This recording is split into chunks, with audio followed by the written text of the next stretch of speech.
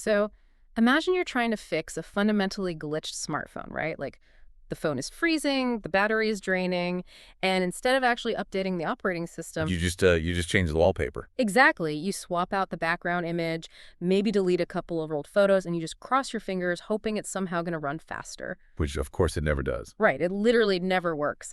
And when it comes to our own minds, well, if you're a lifelong learner, and since you are here with us today, you absolutely are, you have probably encountered this endless and frankly overwhelming mountain of material about um, enlightenment or mindfulness or spiritual awakening. Oh, there's just so much noise out there. So much. You download all these new concepts into your brain, you try the meditation apps, you read the philosophy, but what if the reason all those tools hasn't fundamentally changed your underlying mental machinery is because you're basically using a broken tool to try and fix a broken tool? And that paradox is really the starting point for our exploration today. Because most of the material out there focuses on changing the contents of your thoughts. The wallpaper. Exactly, the wallpaper. Yeah. But the framework we are looking at asks a completely different question. It asks, how do you change the fundamental structure of how your cognitive system interprets reality in the first place? Which is a massive question. It is. But when we get lost in the sea of, subjective terminology and ancient philosophy, we often obscure the actual mechanics of how permanent transformation works on a neurological level. Okay, let's unpack this, because our mission for today's deep dive is to completely bypass all of that mystical, philosophical baggage. Highly recommend that, yeah. Right. We are looking at a highly specific, very mechanical theoretical document titled PNSE, AEO, Brain Cancellation, and Awakening. Quite a title. It really is. And it intentionally excludes words like enlightenment entirely. It treats human perception almost like a structural engineering problem. And I promise you, if you have ever felt frustrated by how abstract and untethered conversations about cognitive transformation can be, this framework is going to give you a massive shift in how you view your own brain. The necessity for this new framework really becomes obvious when you look at how tightly bound we are to our own subjectivity. Yeah. The document starts with this rather humbling premise. Yeah. That human beings do not experience reality directly. Which is a tough pill to swallow for some people. Very tough. We are constantly interpreting reality through our existing cognitive system. So the text maps out what it calls a structural feedback loop. Okay, lay that out for us. So you have your current cognitive system. That system encounters an experience in the real world. Right. You then interpret that experience through that exact same cognitive system. Maybe you make a minor adaptation based on what happened, but ultimately the core system just sustains itself. But hold on, I have to push back there just a little bit because, I learn new things every single day. Sure. I change my mind about complex topics. I learn new physical skills. I adapt to new environments. Like, my opinions today are completely different than they were 10 years ago. So isn't that changing the system? Well, the distinction here is subtle but crucial. Adopting a new political view, or learning a language, or, changing a habit, those are certainly adaptations. Okay. But they're just extensions of your existing cognitive structure. Yeah. You are basically feeding new data into the same operating system. Ah. The central narrative, the way you conceptualize space and time, the underlying machinery that generates all that psychological friction, that remains completely untouched. Wow. Yeah, the framework argues that permanent cognitive transformation requires breaking that structural feedback loop entirely, not just giving it new data to process. So it really is a totally closed loop. Like, you are essentially using the current system to try and change the current system, which Just reinforces its own existence. Exactly. But if the loop is that incredibly tight, how does a true, OS upgrade ever actually happen? Because this text uses some very intense, almost dystopian-sounding terminology to describe what happens when that core code finally breaks. The terminology is definitely unique, I'll give you that. But it's deployed for extreme precision. Right. What's fascinating here is how the text ruthlessly separates three distinct concepts that human beings have mixed up for millennia. And those are? State, event, and experience. When you untangle these three layers, the entire landscape of human transformation suddenly snaps into logical focus. Okay, let's define these terms for you listening, because they are the absolute keys to this whole framework. Let's start with the state, which the document calls brain cancellation. Yes, brain cancellation. I have to admit, when I first read the phrase brain cancellation, I pictured a lobotomy. A lot of people too. Right. If my brain is canceled, how am I supposed to do my taxes? How do I drive a car? Doesn't this make you a completely passive zombie? It's an aggressive term, certainly. But within this framework, brain cancellation simply refers to a stable condition where the cognitive system has been permanently reorganized. Okay. And this new organization has just become your completely ordinary baseline. It is a permanent state. So it's not a fleeting thing. No, it is not a temporary flow state. It is not some meditation trance where you're just staring blankly at a wall. Thoughts still happen. You still do your taxes. So wait, what actually gets canceled then? The underlying architecture that generates psychological suffering. Oh, wow. Yeah. The constant, exhausting, self-referential narrative gets drastically turned down. That sounds amazing, honestly. It does. The characteristics of this state include a much weaker identification with your thoughts, a diminished sense of ego, and crucially, and this is so important, it feels profoundly ordinary to the person experiencing it. Ordinary. Yes. You are highly functional, just operating with significantly less internal friction. Okay, that makes a lot more sense. It's the friction getting canceled, not the intellect itself. So that's the state. Then we have the event, which the text calls awakening. Correct. Awakening in this strict model is solely an event. Just a moment in time. Exactly. Yep. It is the actual transition moment where cognitive system A destabilizes and reorganizes into cognitive system B. Got it. Once system B stabilizes, you are residing in the state of brain cancellation. So awakening is just the doorway. Brain cancellation is the room you find yourself in afterward. Okay, but if the event is just the threshold moment, what is causing all those crazy physical sensations people always report? Right. Because the text outlines this third layer, the awakening experience, which includes things like, extraordinary mental clarity, whole body pleasure, deep physical integration, or the sensation of energy moving through the nervous system. Are those just a side effect of the doorway? The text points out something incredibly counterintuitive here. These subjective, primarily bodily sensations, they're entirely independent of the structural reorganization. Right, really. Entirely independent. Completely. This is a massive paradigm shift. For centuries, people have naturally assumed that permanent cognitive transformation requires these dramatic, ecstatic bodily fireworks. Right, the lightning bolt moment. Yes.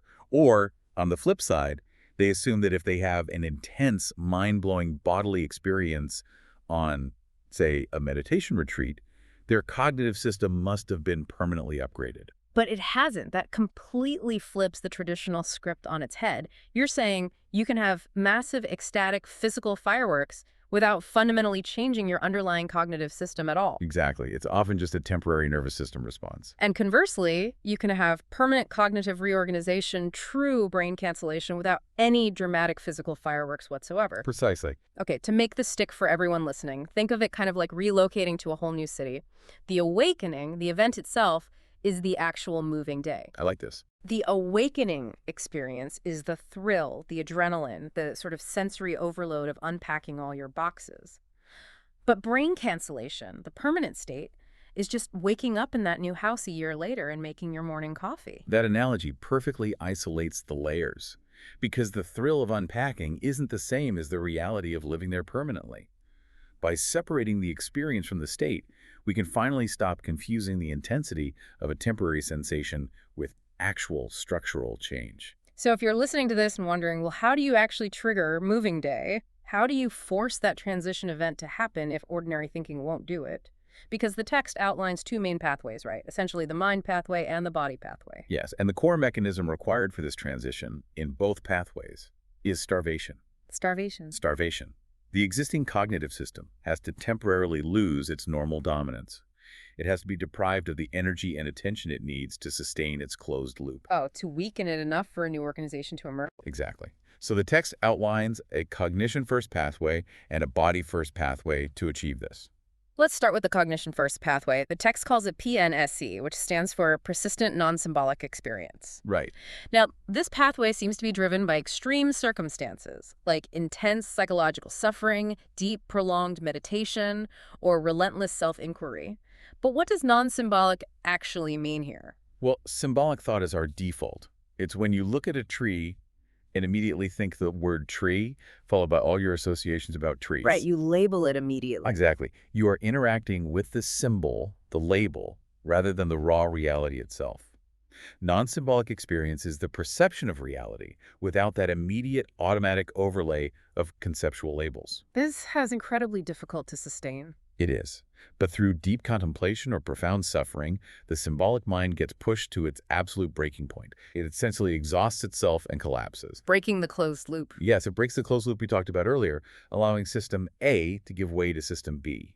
But there is a fascinating detail the text notes about the people who go through this PNSE pathway. Many of them report saying, I don't know why this happened, it simply became normal. Yeah.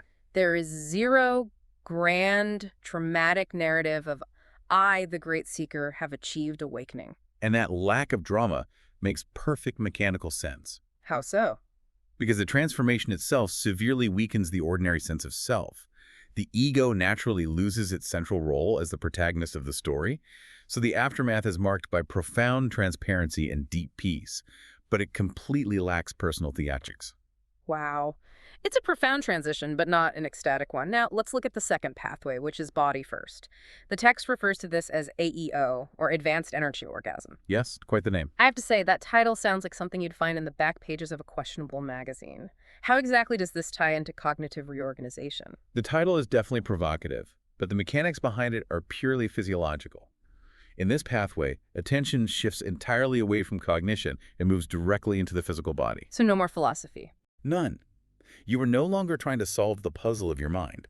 Instead, you focus relentlessly on internal bodily comfort, the deep musculature, fascial integration, balanced physical tension. And breathing, right. Yes, whole body coordination through breath. Wait, I need you to explain the mechanism there.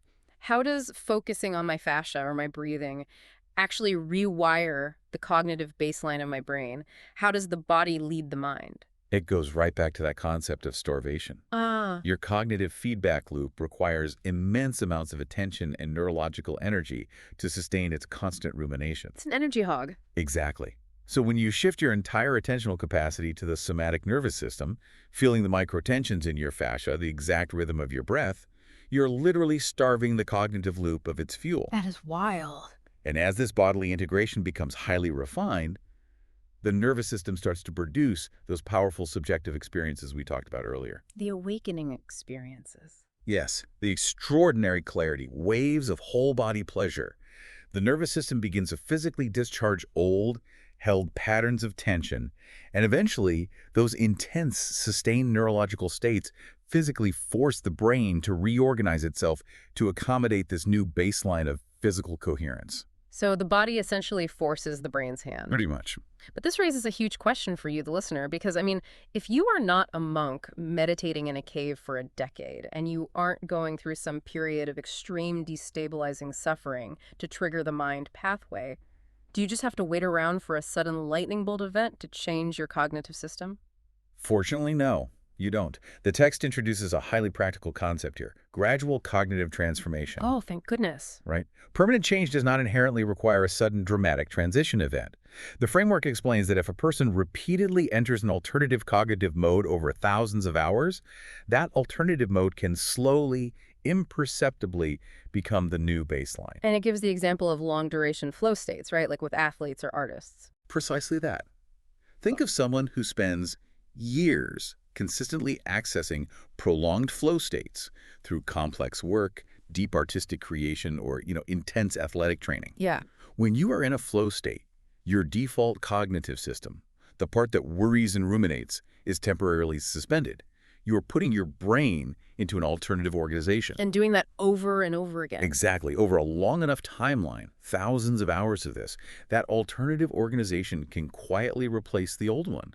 There is no single breakthrough moment. Yeah. You simply look around one day and realize, this frictionless state has quietly become my normal way of experiencing reality. That is incredibly validating for people who are just diligently doing the work of learning and growing. It doesn't have to be a thunderclap. Yeah, it really doesn't. But this brings us to a major trap. If both the mind and the body pathways work, and even gradual flow states work, why does actively trying to think your way to this state, like reading all the books, conceptualizing the philosophy, why does that often backfire so spectacularly? Because it triggers what we can call the ego trap. Remember the closed loop we discussed? Yeah, using the system to change the system. Exactly. If you attempt to change your cognition directly by using your existing conceptual thinking, you are relying on the very system you want to replace. So let's say you read a mountain of philosophy, you meditate aggressively, and you actually manage to induce a really unusual, profound experience. But the core cognitive architecture hasn't actually reorganized yet, like moving day hasn't happened. Right. And because that old self-referential system is still firmly in charge, it looks at this new profound experience and says, excellent, I will take that. Oh, wow. It co-opts the experience and incorporates it into a brand new, highly inflated personal identity. So you start walking around thinking, I am awakened, I am highly evolved, I have achieved something special. Exactly that. It is the ultimate irony. The text makes a razor-sharp distinction here. Genuine brain cancellation inherently weakens the ego. Therefore, if your sense of self is suddenly getting louder, more rigid, and more self-important about how enlightened you are, you haven't changed the operating system at all. You just downloaded a very shiny, very arrogant new app. I like to think of it, and this might resonate, like a failing, toxic corporation bringing in a brilliant outside consultant. Okay, here's where it gets really interesting. Go on. So the consultant provides incredible transformative ideas. But if the core leadership, the board of directors, doesn't actually step down, the toxic CEO is simply going to take credit for the consultant's ideas. Oh, man. They will draft a flashy new mission statement, print new brochures, but maintain the exact same toxic company culture. The underlying structure didn't change, it just absorbed the intervention to protect itself. That toxic CEO metaphor is brilliant. It perfectly explains why the text argues that the physical body is arguably the most practical starting point for everyday people. It's the ultimate body hack to bypass the CEO entirely. It bypasses the CEO because the body requires absolutely no philosophical belief. Not at all. The conceptual mind loves to debate ideology. The body does not. Everyone, regardless of their belief system, can recognize the raw experience of physical comfort. I mean, everyone knows what physical ease feels like, or effortless breathing. Exactly. By focusing your attention on improving bodily integration, like relaxing the fascia, balancing tension, you are slipping past the conceptual mind's defenses. In this approach, awakening isn't even the objective anymore. The objective is just to be physically integrated and comfortable in your own skin. And that shift in objective triggers an extraordinary compounding loop. As you focus on physical integration, the reduction in physical tension naturally leads to greater cognitive clarity. Because the brain is starved of the rumination loop. Right. And because your mind is now clearer and less distracted, you develop an even more refined, granular awareness of your body. That refined awareness allows you to notice and release even deeper layers of physical tension. Which leads to even greater cognitive clarity. It's a compounding cycle that develops over years of cumulative refinement. So if permanent cognitive transformation happens, it just emerges naturally as a byproduct of getting more and more physically comfortable. It completely removes the pressure. You don't have to chase a mystical high or adopt a spiritual identity. You just practice integration. Whether you approach this from a cognition-first pathway, like deep, relentless self-inquiry, or a body-first pathway of extreme physical coherence, the text suggests they both ultimately converge on the exact same underlying phenomenon: the permanent mechanical reorganization of the cognitive system. So to synthesize all of this for you listening, true cognitive transformation isn't about collecting more concepts to store in your brain. It is fundamentally about mechanically breaking the closed loop of your current operating system. Yes. You can do that by starving it through deep inquiry or through the gradual accumulation of flow states over thousands of hours, or simply by bypassing the toxic CEO of the mind altogether and focusing purely on profound physical ease until the brain naturally follows suit. As we wrap up this exploration, there's one final, deeply provocative theoretical concept from this document that we haven't touched on yet, and it's worth leaving you to ponder. Oh, this is the big one. It's called the possibility of unrecognized brain cancellation. That completely caught me off guard when I read it. The framework poses a fascinating hypothetical. Because the new cognitive baseline feels so completely ordinary, so highly functional, and fundamentally lacks any dramatic personal narrative, what if there are people walking around today who have already undergone this permanent cognitive reorganization, but they simply do not realize it? What if, through your years of dedicated learning, your thousands of hours absorbed in creative flow states, or your slow, compounding emotional growth, you have already broken the loop? It's entirely possible. What if your OS upgraded quietly in the background while you were busy living? You never had a dramatic lightning bolt event. You never shouted from the rooftops that you had achieved anything special. You're just quietly settled into a state of reduced friction, clarity, and peace. And you just assumed it was normal life. I really want you to mull that over today. What if your completely ordinary is already someone else's definition of awakening? It's a beautiful reframing of the goal. It suggests that the profound transformation we are so often desperately searching for outside of ourselves might not look like fireworks. It might just look like a quiet, highly integrated, remarkably ordinary day. It brings us right back to the beginning. You don't need a flashier wallpaper for your phone. And maybe, just maybe, you've already been living in the new house without even realizing the moving boxes are all unpacked. Thank you so much for joining us on this deep dive. Take some time today to step back, notice your baseline, and maybe give your conceptual mind a rest while you just focus on taking a really comfortable breath. We'll catch you on the next one.